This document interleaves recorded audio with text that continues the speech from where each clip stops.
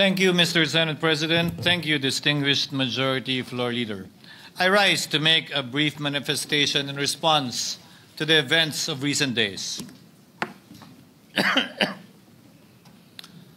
Ginoong Pangulo, meron po tayong kasabihan sa wikang Pilipino.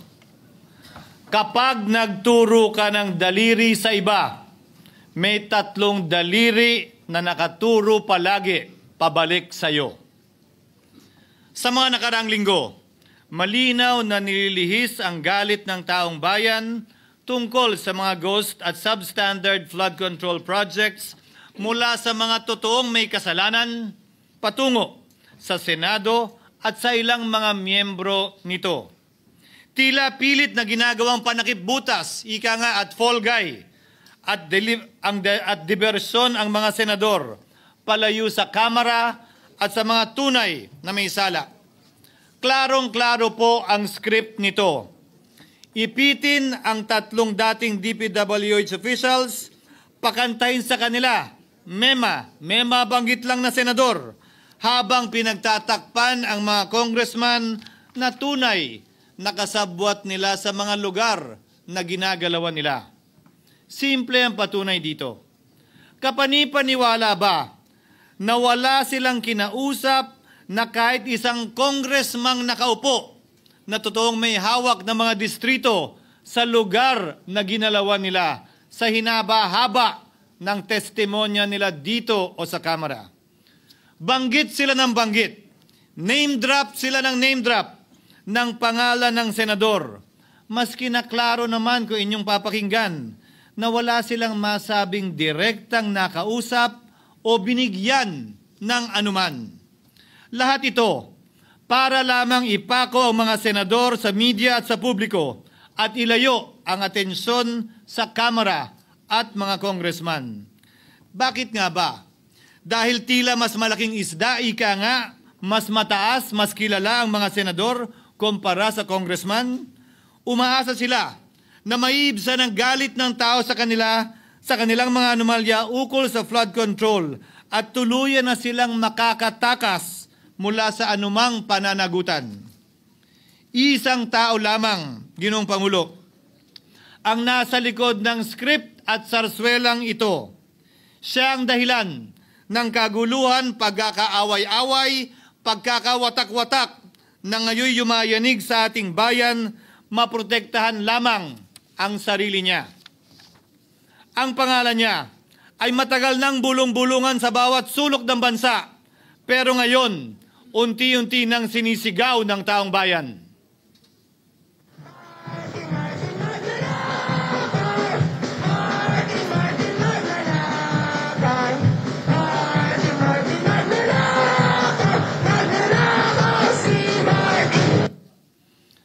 Pero Ginoong Pangulo, minamahal kong kasamahan, bakit tila sa Kamara, dito mismo sa Senado at sa ilang media ay hindi pa din nila kayang sambitin ang pangalan niya? Pues, sasabihin ko, Martin Romualdez. Minsan ang binanggit ng mga diskaya ito mismo dito sa Senado, ang kanyang pangalan. Pero agad itong pinabawi nung humarap sila sa Kamara. Binanggit ni Master Sergeant Gutesa ang kanyang pangalan. Pero ultimo notaryo, natunto nila at pinabawi nila ang pagnotaryo. Buti na lang, huli na't nasabi na niya ang pangalan ni Martin Romualdez na pinanumpan dito mismo sa ating Blue Ribbon Committee. Hindi ba't si Ginoong Gutesa, hindi ba't si Sergeant Gutesa lamang ang bukod tanging testigo na walang kinalaman, hindi sangkot sa flood control issue, walang hininging immunity, deal o proteksyon kapalit ng kanyang pagtestigo? Siya ang kauna-unahang nagtestigo na personal na naghatid ng pera sa bahay mismo ni Martin Romualdez. Ang salaysay niya, Ginoong Pangulo, ay kumpirmasyon ng matagal nang isinisiwalat ni Congressman Chanco at Mayor Magalong kung sino ang ulo sa paglilimas sa kaban ng bayan na ating naririnig na rin. 13,803,693 with Congressman Saldico as proponent. For the record, ang binabanggit po nating Representative Elizaldico, siya po yung chairman ng House Appropriations Committee. Walang kaduda-duda yan. Ito nga, hirap na hirap silang banggitin pa yung isa sa mga mastermind nila dyan, si Saldico. Hirap na hirap pa silang banggitin. May isa pang mas mataas sa kanya? Hindi naman gagalaw yun kung walang... Siyempre, hindi naman gagalaw yun kung walang pahintulot yung mas mataas sa kanya. Just the House Speaker. 330. Ginoong Pangulo, pahintulutan niyo po ako magkwento ng konti upang patotohanan ang mga salitang ito. Taong 2023 nung tinalaga si Ginoong Kiko Laurel bilang kalihim ng kagawaran ng agrikultura. Bilang suporta sa kanyang mandato, tinanong ko noon ang isang simpleng katanungan sa budget process natin. Bakit mas malaki ang pondo ng flood control kesa sa agrikultura? Why is it that the budget for flood control is bigger than the budget of the Department of Agriculture or the agriculture sector as a whole? The fifth biggest allocation, not even a department, is flood control. And allocating a measly 31 billion for irrigation, for rice. Why? Pagkatapos po noon, tinulungan ko siyang bawasan ng flood control budget at idagdag sa 2024 budget ng Department of Agriculture. Aniya, tumawag daw sa kanya si Congressman Zaldico dahil pinapatanong daw ni Speaker Romualdez, bakit binawasan ang pondo ng flood control? Ngunit wala nang nagawa si Congressman ko dahil sinabi niyang pasayan ng Pangulo. Nung termino ko rin po bilang Pangulo ng Senado, maraming beses po akong tinanong ni Pangulong Bongbong Marcos tungkol sa panukalang budget para sa 2025. Sinabi ko po sa kanya ang buo at tapat na katotohanan para malaman po niya ang tunay na larawan at sitwasyon ng pambansang budget para sa taong yon. Ito marahil, Ginoong Pangulo, minamahal kong kasamahan, ang isa sa mga dahilan kung bakit pinag-utos ng Pangulo ang pag-veto at pag-for late release sa FLR at pag-hold ng malaking bahagi ng budget nila.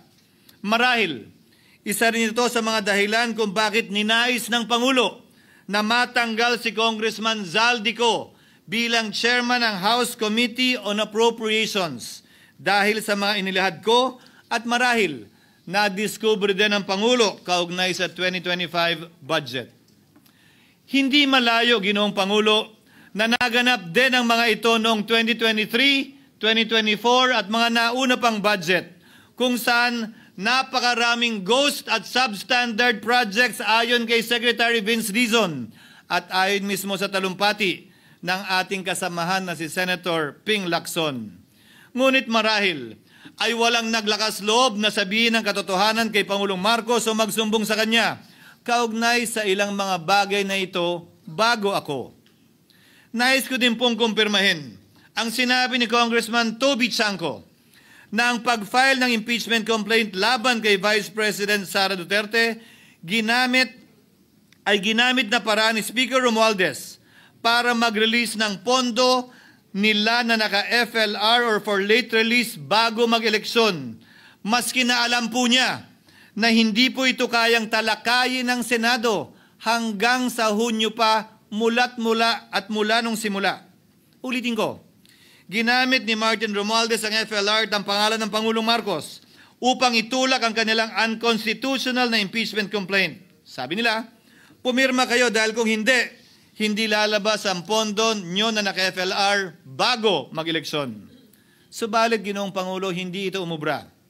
Hindi ito umubra dahil tinanggihan ito ni PBBM.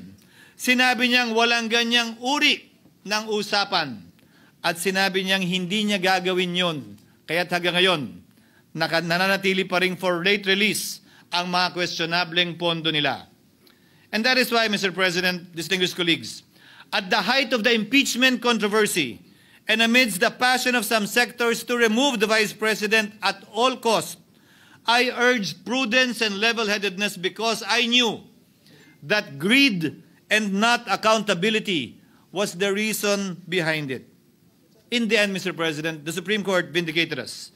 The Supreme Court vindicated us by saying, among others, quote, "There is a right way to do the right thing at the right time. This is what the rule of just law means." Close quotations. Ginoong Pangulo, sinisi po sa akin ni Speaker Romualdez ang pagkakatanggal kay Congressman Zaldico. Sinisi po niya sa akin ang pag-FLR or for late release ng kanilang mga proyekto. Sinisi po niya sa akin ang pagkakadismiss ng impeachment complaint laban kay VP Sara na nakikita niyang makakatunggali niya sa susunod na halalan.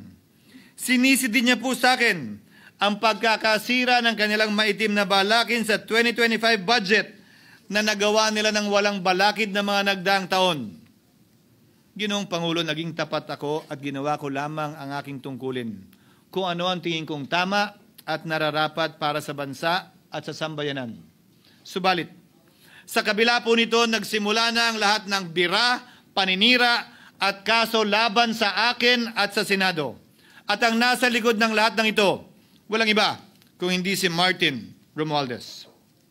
Ika nga ni Mayor Magalong na ngayon lamang nakita ko sinisiraan na rin ngayon. Bakit ko ba nilabanan at binisto sila Speaker Romualdez mula noon hanggang ngayon kung kasabwat at kasapakat lang din nila ako? Hindi ko po gagawin yun. Sa ig ng tennis court, ang nasabing gusali sinimulang pinatayo noong ika-6 ng Oktubre taong 2022 at ang kontraktor, ang St. Gerard Construction na pagmamayari ng mga diskaya na nasangkot ngayon sa mga maanumalyang flood control projects. Dahil dito, kwenasyon ng ilan ang pagiging special advisor ni Mayor Benjamin Magalong sa ICI. Lalabanan ko ba yung anlalakas na yan, sila Speaker? Lalabanan ko ba yung mga mayayaman na yan? Kung ako'y bulok, I fought for what is right. Ano nga ba ang ginawa nila sa akin? Una, hinalungkat ang isyo ng campaign contribution na tinanggap ko mula sa isang individual na may-ari ng kumpanyang nakakuha ng kontrata sa gobyerno. Inipit niya ang budget ng COMELEC sa Kamara dahil dito at binusisi ang di umano kaso kong ito. Subalit, Ginoong Pangulo, tulad ng sinabi ko sa simula ng aking talumpati, kapag ka nagturo ka ng daliri kanino man, may 3 daliring nakaturo pabalik palagi sa iyo. Anong nangyari? Hindi ba't biglang may lumabas na ulat ng PCIJ na ang dami naman palang opisyal, hindi lang senador, mas mataas pa ang tumanggap din ng ganung uri ng kontribusyon noong 2022 elections? Ang tanong ko ay simple. Kung legal at walang mali sa ginawa nila, edi dapat legal din at tama ang ginawa ko. Pero bakit ako lang ang iniimbestigahan tungkol dito?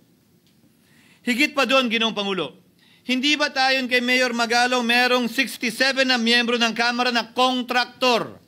Ito po ay mga miyembro ng Kamara na may construction firm na nakakuha ng kontrata sa gobyerno. Kung bawal talaga ito, ibig sabihin ba niyan, bawal na nilang gastusin ang sarili nilang pera para sa kanilang sariling kandidatura? Bakit hindi din binubusisi yun? Bakit hindi inaalam yun? Ako lang talaga? Pangalawa, inintriga ni Martin Romualdez ang dating liderato ng Senado dahil sa pagkakaupo at pagdinig ni Senator Marcoleta sa Blue Ribbon Committee dahil marahil sa pananaw niya ay hindi siya safe kay Marcoleta. Ngunit, Ginoong Pangulo, sa hindi niya inaasahang pagkakataon, nung araw ding yun, nagsalita ang mga diskaya, pinangalanan ng 17 congressman na kasosyo niya, kabilang ang pagbanggit na naman ng pangalan ni Martin Romualdez. Karamihan sa mga kawani ng DPWH na nabanggit sa itaas ay paulit-ulit na binabanggit ang delivery ng pera ay para sa kay Zaldico na dapat at least 25%. Si Kong Marvin Rillo naman ay ilang beses na binabanggit ang pangalan ni Speaker Martin Romualdez bilang kanyang malapit na kaibigan. Isa na naman po itong patunay, Ginoong Pangulo. Kapag ka nagturo ka ng daliri sa iba, may 3 daliring nakaturo pabalik sa iyo. Pangatlo, sa pagdinig ng Blue Ribbon Committee kung saan niname drop ako ni Yusek Bernardo, bagaman inamin niyang personal na mismo na hindi niya rekta kung nakausap o binigyan ng anuman, bigla namang tumestigo si retired Master Sergeant Gutesa at muling pinangalanan si Martin Romualdez na hinahatiran daw niya ng pera sa mismong bahay nito. Ang bawat malita ay may lamang humigit kumulang 48 million pesos. Kalimitang dinadala sa bahay ni Congressman Saldico, ibababa lamang namin ay 35 malita para i-deliver sa bahay ni House Speaker Martin Romualdez. Gamit ang script niya sa pagturo sa akin, ayan na naman. May 3 daliring nakaturo palagi pabalik sa kanya tuwing ginagawa niya yan. Ulitin ko po for the record, Ginoong Pangulo, ang sinabi ni retired Master Sergeant Gutesa. 35 maleta ng pera na naglalaman na mahigit kumulang 48 milyong piso bawat isa o kulang-kulang 1.7 billion pesos sa isang delivery. Ay di umano hinatid niya sa iba't ibang bahay, sa iba't ibang pagkakataon ni Martin Romualdez. Subalit, sa kabila ng lahat ng ito, hindi ba nakapagtataka? Bakit hindi sinasama si Martin Romualdez sa anumang investigasyon? DOJ man, NBI man, AMLAC man. No ako po ay pinuntahan, no ako po ay dumalo sa imbitasyon ng ICI bilang resource person, binanggit ko at tinanong ko din ito sa kanila. Ganito ba katindi ang kapangyarihang hawak ni Martin Romualdez? Na bagaman hindi siya speaker, tila the name that cannot be mentioned pa din siya at nagagawa pa din niya ang nais niya kaugnay sa isang mapamiling hustisya o selective justice. Halimbawa, bakit ang daming kondisyon bago ipasok ang mga diskaya na nagpangalan sa maraming congressman sa witness protection? Pero pag si Alcantara, Hernandez at Bernardo, walang ganong kaparehong kondisyon. Bakit hiniling agad ang freeze order di umano para sa asset ng mga name drop na senador? Pero maliban kay Congressman Zaldico na mukhang nilalaglag na nila, ni isang congressman walang request para sa freeze order. Pagdating naman kay Martin Romualdez na dineliveran ng bilyong piso sa bahay mismo niya, ang sabi ay, quote, "We will work on it lang." Bakit interesado ang lahat sa 6 na senador na idadawit di umano ni Bryce Hernandez na handang-handa tayong alamin sana kung sino-sino sila para mapagpiestahan natin sila? Pero nung sinabi ni Bryce na hindi pala senador, kung hindi kongresista lamang ang papangalanan niya, aba, biglang naglaho ng parang bula ang atensyon. Parang wala na nagtanong. Parang wala nang interes para alamin, sino-sino nga ba yung mga yan? Kung ako po yung tatanungin nyo, alam ko merong 6 na senador eh. May nagtatanong sa akin, bakit wala si Cheese? And my answer to that is, I'm almost sure, though probably hindi mame-mention si Cheese, simply because walang insertion doon. Sa Bulacan. Escudero, wala doon. Hindi po senador yung laman nung computer ko. So fake news yun, ha? May 6 na senador na nunumbrahan mo daw. Mga congressman yung nasa computer mo. Yes, yung nasa computer ko po, congressman po. Okay, thank you.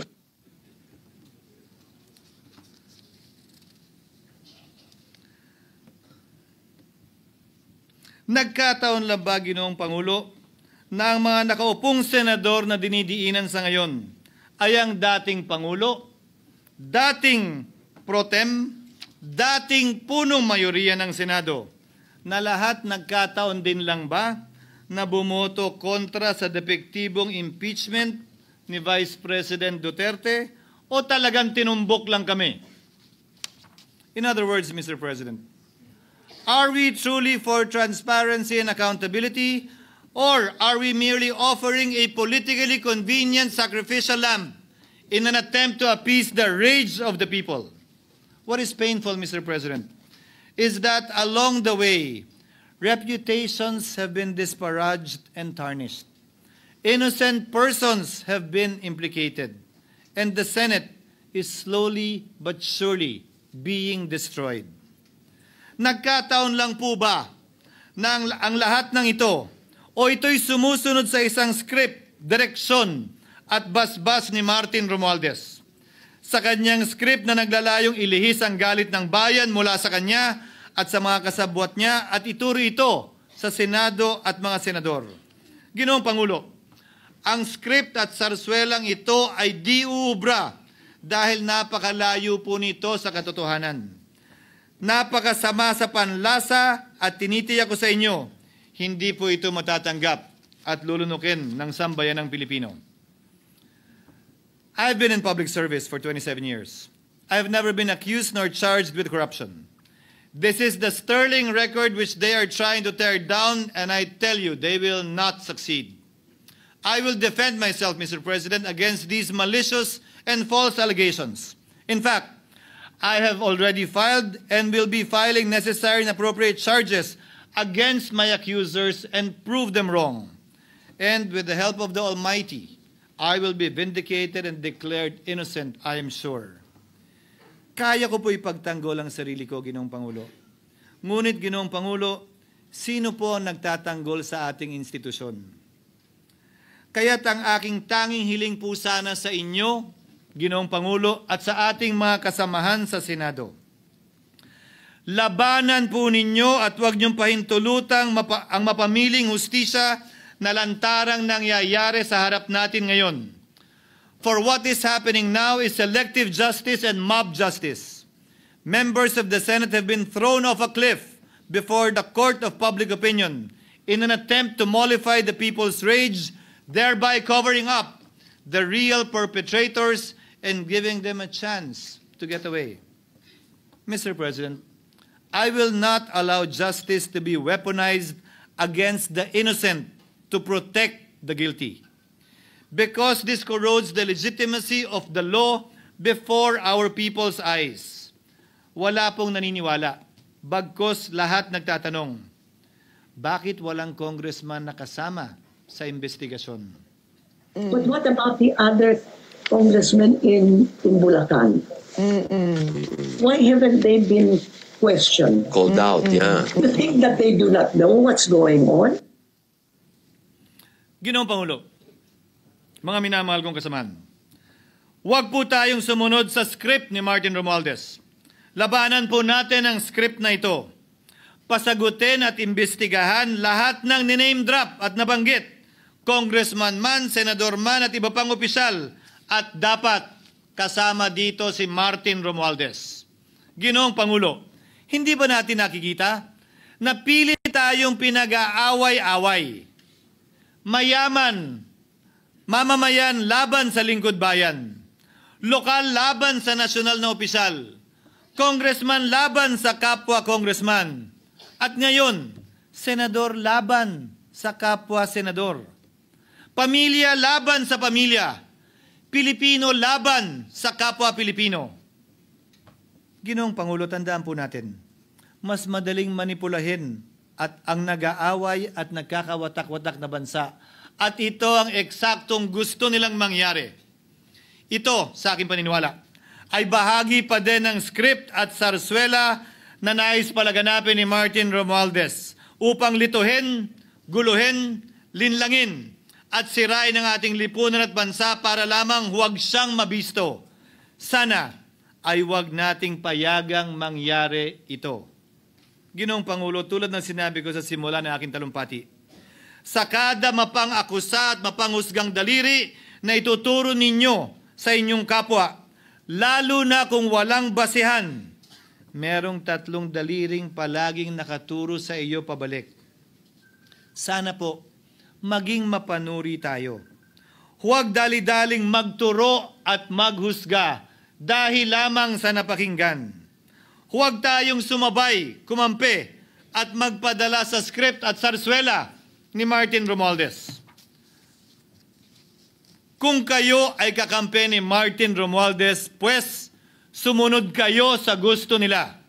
Una, maniwala kayo sa mga sinasabi ng testigo niya na nagtuturo lamang sa mga senador.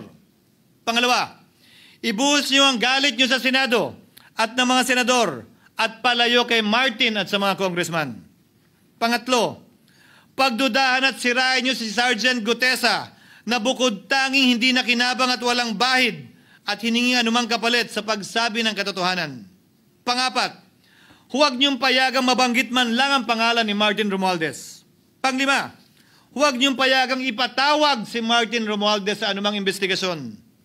Pang-anim, huwag niyong payagang imbestigahan si Martin Romualdez at mga kasamahan niya saan mang lugar. Ako, Ginoong Pangulo, hindi ako kakampi ni Martin Romualdez. Kaya lalabanan ko siya at lahat ng panglilinlang niya. Una, papatunayan kong hindi totoo ang mga panggigipit at paninira ng mga testigo niya laban sa akin at mga senador.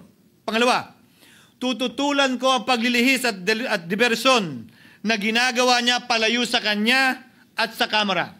Pangatlo, hindi ko papayagang sirain ang mga senador pag away-awayin tayo at sirain ang institusyon ng Senado. Pangapat, pinaniniwalaan ko at saludo ako kay Sergeant Gutesa at iba pang katulad niya sa paglabas ng katotohanan. Panglima, hindi ako matatakot banggitin ng paulit-ulit ang kanyang pangalan, Martin Romualdez. At ipaglalaban kong ipatawag at imbestigahan si Martin Romualdez at lahat ng kanyang mga kasangkot at kasama. Ginoong Pangulo, mga minamahal kong kababayan, kung nais niyong lumitaw ang katotohanan, kung nais niyong panagutin ang tunay na salarin, kung nais po niyong makulong ang tunay na may kasalanan, huwag ninyong kampihan si Martin Romualdez. Punitin natin ang script ni Martin Romualdez at higit sa lahat, huwag magpadala, huwag sabayan, huwag maniwala sa sarswela na nilalako ni Martin Romualdez. Maraming salamat po, Ginoong Pangulo, at magandang hapon po sa ating